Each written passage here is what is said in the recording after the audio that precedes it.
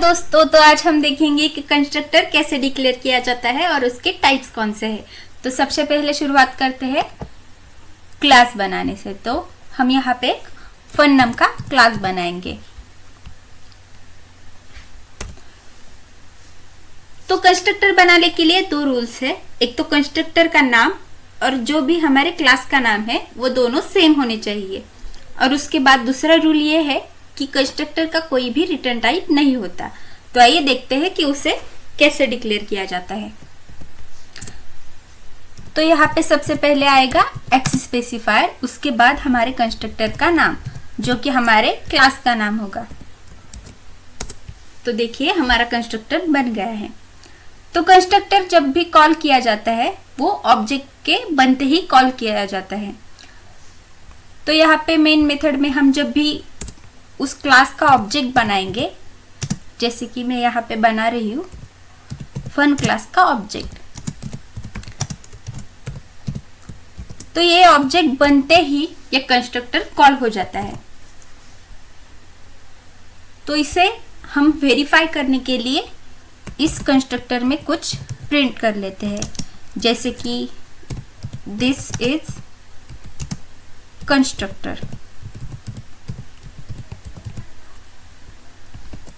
तो देखते हैं कंस्ट्रक्टर कॉल होता है या नहीं।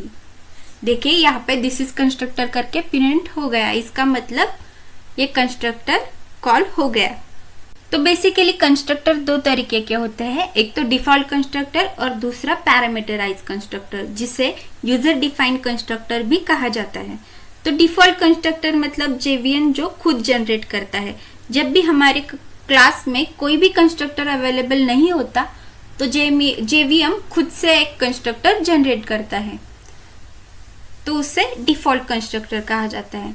और पैरामीटराइज कंस्ट्रक्टर मतलब जब भी हम किसी कंस्ट्रक्टर को कोई पैरामीटर दे देते हैं, जैसे कि यहाँ पे हम एक एग्जांपल देखते हैं। मैंने यहाँ पे एक और कंस्ट्रक्टर बनाया है, लेकिन उसे हम इंटीजर पैरामीटर दे देंगे। तो देखिए यहाँ पे हमारा पैरामीटराइज कंस्ट्रक्टर बन गया है। जब भी हम पैरामीटराइज कंस्ट्रक्टर बनाते हैं तो कॉल करते वक्त मतलब जब भी हम ऑब्जेक्ट बनाएंगे तब ये पैरामीटर उसमें पास करना पड़ेगा। तो यहाँ पे हम वो इम्प्लीमेंट करके देखते हैं। तो यहाँ पे एक ऑब्जेक्ट बनाया मैंने और उसमें एक वैल्यू पास कर दी थी जो कि एक इंटीजर वैल्यू होगी। तो इसे वेरीफाई करने के लिए हम यहाँ पे वो प्रिंट करके देखते हैं। तो यहाँ पे मैंने एक प्रिंट कर लिया। तो देखिए यहाँ पे 20 प्रिंट होके आ गया, इसका मतलब ये हमारा 20 यहाँ पे पास हो गया और यहाँ से वो प्रिंट हो गया। तो ये था पैरामीटराइज कंस्ट्रक्टर और यूजर डिफाइंड कंस्ट्रक्टर। देखिए मैंने बताया कि कंस्ट्रक्टर का कोई भी रिटर्न टाइप नहीं होता, फिर भी वो क्लास का ऑब्जेक्ट रिटर्न करता है।